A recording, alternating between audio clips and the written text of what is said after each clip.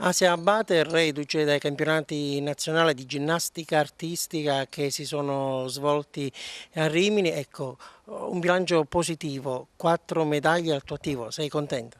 Sì, sono contenta perché ho vinto. Sì, quattro specialità e sono contenta. Ecco, com'è andata? Che emozione hai provato? Ma sono contenta perché ho fatto tutte e quattro specialità, trave, corpo libero, molteggio e penalelle, ma sono contenta perché ho vinto queste medaglie. Ecco, eri l'unica a rappresentare l'Italia meridionale, il mezzogiorno. Ecco, questo è importante, essere rappresentante di una parte dell'Italia che soffre e quindi può trovare questo momento di gioia anche nello sport. Eh sì, praticamente sì, perché io faccio dal lunedì al venerdì, mi alleno sempre di pomeriggio e quindi mi impegno assai per raggiungere questi obiettivi. Quali sono i prossimi appuntamenti?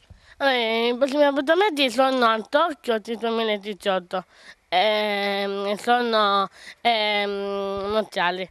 E poi abbiamo i collegiali ora primi di agosto.